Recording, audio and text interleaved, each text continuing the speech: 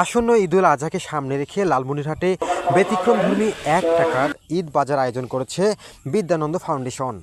এই আয়োজনে মাত্র ১০টি ১ টাকার কয়েনের বিনিময়ে ঈদের প্রয়োজনীয় পণ্য সংগ্রহ করছেন প্রায় ৫০০ নিম্ন আয়ের পরিবার।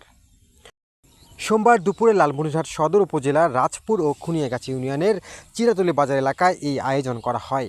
দুর্যোগ ব্যবস্থাপনা ও ত্রাণমন্ত্রী আসাদুল হাবিব দুলুর সহযোগিতায় আয়োজিত এই ঈদ বাজারে অংশ নেন রাজপুর ও খুনিয়াগাছি ইউনিয়নের সুবিধাবঞ্চিত পরিবারগুলো।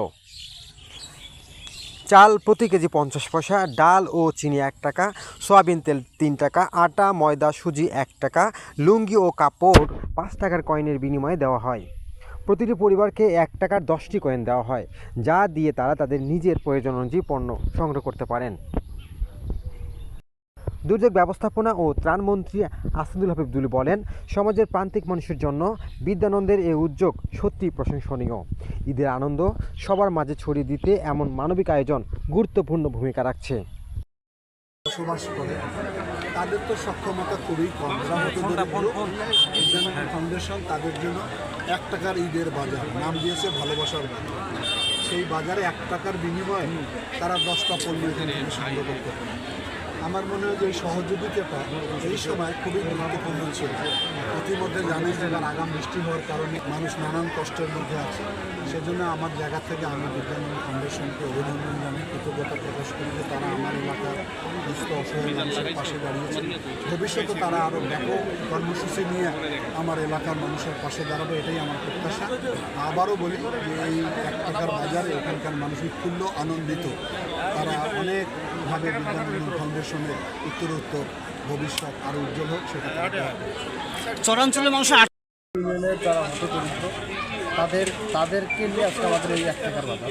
এখানে আমাদের ১০ টাকা সর্বোচ্চ, এই ১০ টাকার মধ্যে ওনারা কেনাকাটা করতে পারে। আমরা প্রতিজনকে ১০ টাকার কয়েন দেবো, ৫০ পয়সা, ১ টাকা, ২ টাকা পর্যন্ত। ওনারা আমাদের যে বাজার আছে এখানে নুডলস ১ টাকা, ময়দা ১ টাকা।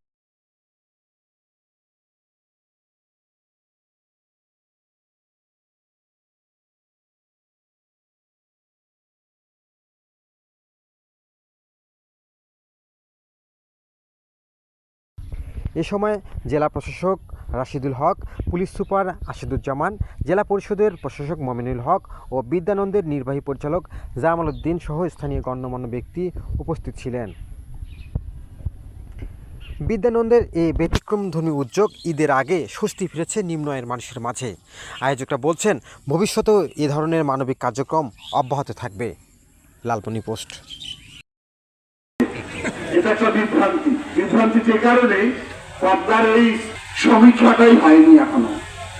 অথচ অন্তর্বর্তীকালীন সরকারের রেজানা হাসান মুস্তাফা এসে বলল যে সবকিছু প্রস্তুত, জানুয়ারিতে কাজ শুরু করব। এটা সম্পূর্ণভাবে আমাদেরকে ধোঁকা দেওয়া হয়েছে।